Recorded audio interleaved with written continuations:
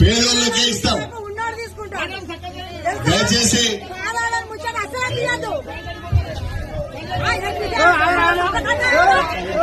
వినండి.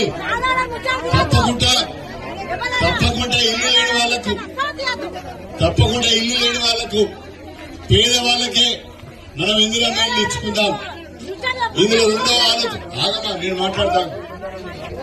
ఇలా రెండో ఆలోచన లేదు అని చెప్పి మీ అందరికి సవినయంగా తెలియజేస్తాను.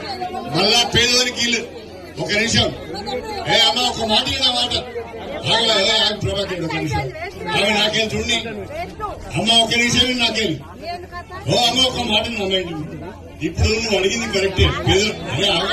ఆగమని గుంజకే అమ్మ ఒక మాట నాకు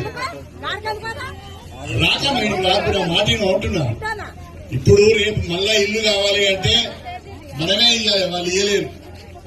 పనరాజేశ్వరుడు ఇయ్యలేడు, నేనే ఇయ్యాలి. అమ్మని అందుకనే అంటున్నా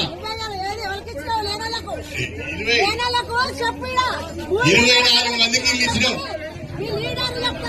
మీ అందరికీ విజ్ఞప్తి చేస్తున్నా, ఒక్కసారి రేపటి సర్పంచ్ ఎన్నికల్లో మెరుగు కోమల గారి బస్తు గుర్తుకు ఓటేసి సర్పంచ్ గా గెలిపించమని నేను కోరుతున్నా.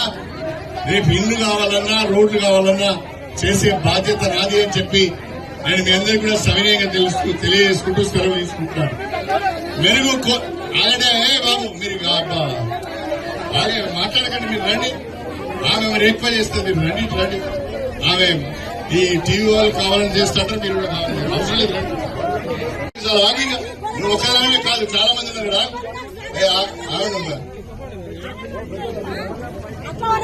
ఆమె టీఆర్ఎస్ వారు పంపించినట్టున్నారు, పదరాజేశ్వర రెడ్డి గారు పంపించినట్టున్నారు. మాట్లాడుతున్నారు. జై కాంగ్రెస్, జై కాంగ్రెస్.